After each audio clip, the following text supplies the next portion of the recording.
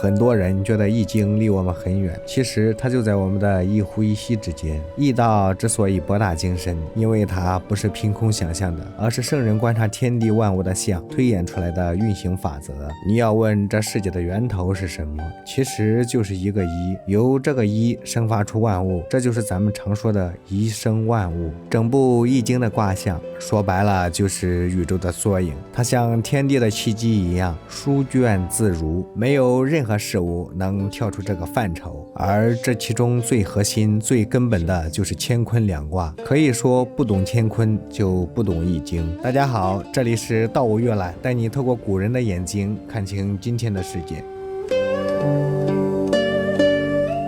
乾坤二卦的精髓，他们之间的关系，还有对咱们做人做事的启发，今天咱们一点点的掰扯清楚，让大家听得明白，想得通透。首先要搞清楚易道到底是什么。其实易道就是天地宇宙的运行规律，它包罗万象，世间万事万物，大到天地日月，小到草木蝼蚁，都在易道的范畴里。为什么易道能这么厉害？核心在于它因象致用，就是通过天地间的各种现象推演出背后的运行规律。而这些现象的根源是数，数的背后是气，气最终又归属于道，道的起点就是那个混沌未分的一，这个一生发出万物，不断分化，无穷无尽。所以整部易经的卦象其实就是整个天地宇宙的缩影，卦就是那64个，可用法却是无穷无尽，这就是易道的神奇之处。在术数中，我们经常听到9和6，乾爻用9，坤爻用6，这可不是随便拍脑袋定的，这是阴阳二气的具象化体现。乾卦主阳，代表乾元；坤卦主阴，代表坤元。它们就像是孕育天下万物的父母，如果没有这一阴一阳的交合，万物的生化就没法显现，整部易经的卦爻也就成了空中楼阁。大家记住一点，在易经的变化里，阴阳从来不单行，变化之所以发生，一定是源于相交。乾与乾遇无变化，坤与坤遇也无变化，唯有阴阳相碰，气脉流转，这世间才有生机。而易道的核心功用全在乾坤二卦上，可以说没有乾坤就没有64卦，更没有万物的生化繁衍。那乾坤到底代表什么？其实很简单，乾主阳，坤主阴，阴阳就是天地间的根本，就像父母生养子女，阴阳交合才生出世间万物。乾有乾元，坤有坤元，这是他们各自的本源。而乾爻用9表示，坤爻用6表示，96之数就是阴阳的具象化，也是整个易经的根基。没有阴阳这二元，万物就无从生，卦爻也无从立。所以说阴阳是天地大化的枢纽，是万物的根本，这话一点都不假。乾坤是怎么生出整个易卦体系的？易经的核心是变，一切变化都从阴阳相交开始。乾和乾相遇都是阳，没有变化；坤和坤相遇都是阴，也没有变化。只有乾阳和坤阴相交才会发生变化。乾阳交阴有3种变化，坤阴交阳也有3种变化。这6变就生出了震巽坎离艮兑6字卦，加上乾坤本身，8卦就成了。8卦是3化卦，气脉单一，数理简单，等8卦再相互交错，形成6爻的卦象，64卦就自然而然的出来了。所以说64卦都是乾坤的子孙，都奉乾坤为父母，这也是圣人做易经唯独把乾坤二卦的卦辞讲得最详尽的原因，因为他们是根本中的根本。这里还有个特别重要的点，乾坤二卦看似是2个卦，实则是一体的，2而1，1而2。乾的极致会变成坤，坤的极致又会复归乾，循环往复，没有尽头。就像白天过了是黑夜，黑夜过了是白天，阳到了极点就转阴，阴到了极点就转阳，这是天地的规律。而且乾和坤谁也离不开谁，乾是万物的创造者，是大生，可如果没有坤的承载，乾生出来的东西就没有地方放，根本显现不出来。坤是万物的承接者，是代中，可如果没有乾的本源之力，坤就算想承接也没东西可结。后天世界的一切都是阴阳二气交汇的结果，乾的德行必须通过坤的功用才能显现，这就像天的光芒要通通过地的万物才能让人看见。人活在大地上，能接触到的都是地承载的东西，所以易经里坤卦才是人世的起点。通过坤来契合谦，通过地来顺应天，这就是天人相应的道理。说到这儿，就再提一提先天和后天的区别。先天八卦乾坤是核心，可到了后天八卦坎离二卦就取代了乾坤的地位，成了九宫的核心。这不是说乾坤不重要了，而是因为后天讲的是用，是变化之后的状态。坎离其实就是交合之后的乾坤，谦交坤成坎，坤交谦成离。谦的功用体现在离里，坤的功用体现在坎里。看似是坎离，实则还是乾坤。就像咱们生活中看得见的是水火日月，它们是阴阳的具象化，而乾坤的纯阳纯阴反而比较抽象，所以后天的易道就把乾坤的功用寄托在了坎离身上，乾坤则退居一旁，这是为了让人们更容易理解，更容易运用。咱们接着聊聊乾坤的用九和用六，这两个概念是乾坤大旨的关键，很多人容易搞不懂。乾卦有上九，可还有个用九；坤卦有上六，还有个用六。用九在上九之外，用六在上六之余，根本没有具体的爻位。那为什么会有这两个说法？其实用九和用六讲的就是乾坤交合的功用。用九是乾和坤的用，乾虽然是阳，但是里面藏着阴的六。用六是坤和谦的用，坤虽然是阴，但里面藏着阳的九。乾坤在卦象里本是独立的，但在后天运行中必须相交相合才能发挥功用，而这份宏大的功用就体现在六爻之外。而更重要的是，用九和用六不只是乾坤二卦的专属，而是64卦共通的，因为所有卦象都离不开阴阳，用阳的地方必用九，用阴的地方必用六，万物本是一体，易道的功用本是一致，64卦不过是各得乾坤一部分罢了。96之数就是所有卦的精魂，天地的运行，日月的轮转，人物的生老病死，事业的成败得失，都绕不开96之数。阳道极致是9，阴道成熟是6，阴阳往复全在96之间。所以说96是数的总枢纽，是生死之门，一点都不夸张。天地的数理总数是55，96相乘是54，差的那一个是不用之数，是混沌的本源，它还没有孕育成型，所以后天用不上。这也是告诉我们，凡事都留有余地，没有绝对的圆满，这就是天地的规律。而且一道立在二上，就是一阴一阳，有偶才有生，有合才有成，所以用9和用6也必须相互依存，不能单独用。就像阳离不开阴，阴离不开阳，单独的阳或单独的阴都成不了事。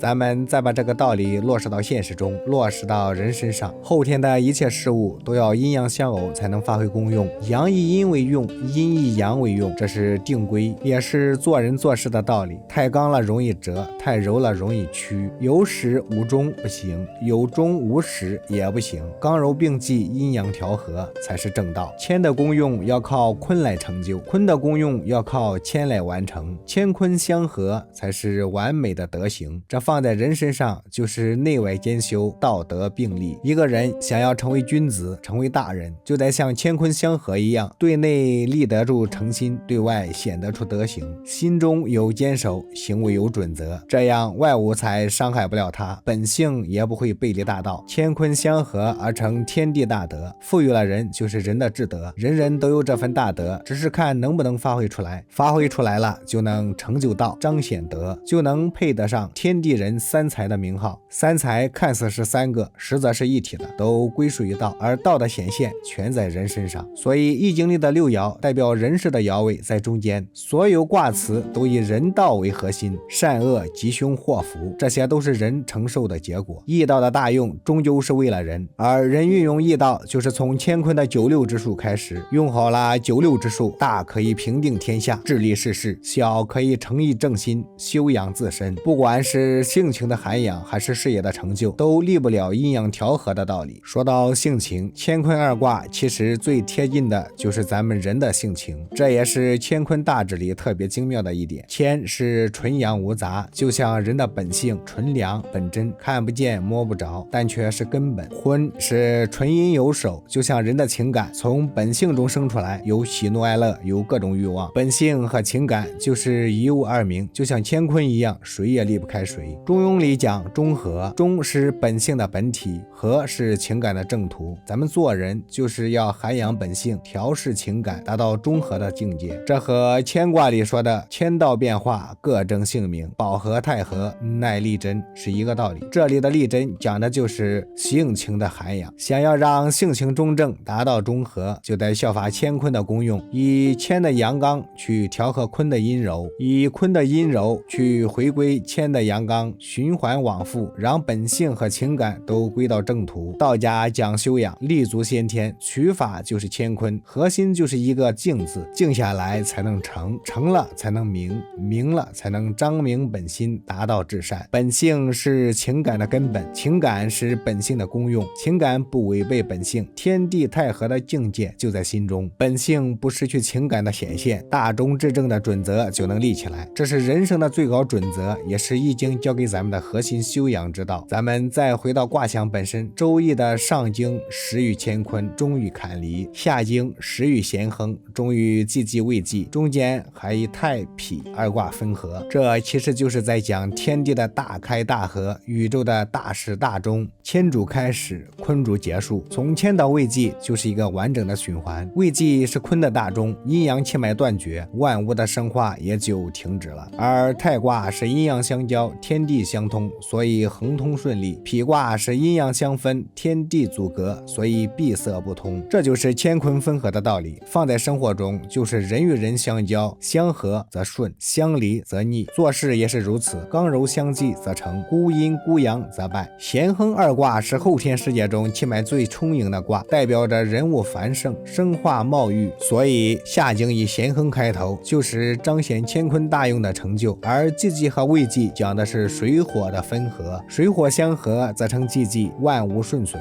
水火相离则成未济，万事穷尽。这其实还是在讲阴阳交合的重要性。乾坤的大用终究离不开阴阳相交，后天的生化终究离不开水火互济。很多人会问，先天和后天到底有什么不同？先天主常是恒定不变的，是大道的本源，向上反归太虚，承接太极，这是先天的功用。后天主变是变化无穷的，向下化于万物，生出64卦，这是后天的功用。而人道就处在先天和后天之间，咱们人生活在天地间，既和万物一起生化繁衍，又怀揣着太极的元精，形神兼备，上下通天地。所以咱们做人既要顺应后天的变化，又不能忘了先天的本源，不能跟着外物的变化随波逐流，因为人有别于万物的地方在于性命。天卦里各正性命是人道的核心，性命处在变化之中，却能保持不变，跟着化于流转，却能坚守本真，这就是乾元坤元的体现。乾元和坤元永远不变，所以才能主宰世间的一切变化。咱们的身体是变化的，生老病死不由自己，但性命是不变的，需要自己去端正。性命正了，乾坤的本源就永远在心中，不会被外物的变化所干扰。性命不正，就会被万物的数理所意识，随波逐流，迷失本心。这也是易经教给咱们的，不管外界怎么变，守住自己的本心，端正自己的性命才是根本。乾坤皆变化为用，乾主气，坤主形，万物的变化都是气和形交合的结果。就像万物生长需要阳光的热，也需要泉水的润，少了哪一个都不行。万物化育需要寒来暑往，需要水火调和，单一的力量成不了事，所以占测变化关键看交合，取法乾坤关键取法坎离，这是常理。但人道不一样，人道的乾坤要取纯阳纯阴的本真，人道的坎离需取阴阳交合的状态，所以讲修养的人都从坎离着手，再反归乾坤，也就是从变化中通达不变，用不变的本心去主宰变化的事物，这一点特别重要。世间的事千变万化，咱们的言行也各有选择，但只要内心的道德准则不变，本心恒定，就不会走偏。就像圣人能做到事无万变而心永长，言行万途而道德一致，这就是效法乾坤的功用，守住了乾坤原出本源，这也是端正性命的功夫。道家讲究修养，归向先天，却从坎离着手，最后成就乾坤，就是这个道理。结合先天和后天的八卦方位一看，就能看得明明白白。最后咱们说说卦象的功用到底是什么？说到底是测天道，定人事。天道是常中有变，因为时节和方位不同；地道是变中有常，因为要顺应天时。而人立在天地之间，就要做到应变异常，居常达变，用恒定的本心应对变化的外界，在恒定的本源中通达变化的规律，这才是真正的行道。易传里说，神以知来，知以藏往。神是天的智慧，能预知未来的变化，这是天道；知是人的智慧，能蕴藏过往的事理，这是坤道。神明行于无形，显于卦象；智慧藏于卦象，潜于无形，这是天地相合，也是咱们做人的准则。天以简易示人，坤以简约示人，可世人往往看不透，就是因为没有贯通乾坤的智慧。其实乾坤看似阴阳数异，天地看似悬隔甚远，实则是一体的。变化就是反常，阳变阴，阴变阳，乾变坤，坤变乾，这就是天地的规律。运行在其中的是气和理，气奉养神明，理驾驭形体。人能融合天地的气和理，就是端正了性命。性命是神明和智慧的依托，一显一隐，把隐藏的显现出来，把显现的隐藏起来，这就是贯通了乾坤，贯通了变化。乾的卦辞以大相称，坤的卦辞以广相称，这是天地的德行。而人道效法天地，也要有这份大与广，这份大与广来自于道，来自于神明和智慧。咱们做人就要效法乾坤的神智，遵循乾坤的大道，才能配得上三才的名号。易经的六爻中，3、4爻属人，卦辞都重人道，就是明确告诉我们，人能配天地，天地之中有人道，人道之中也有天地之道。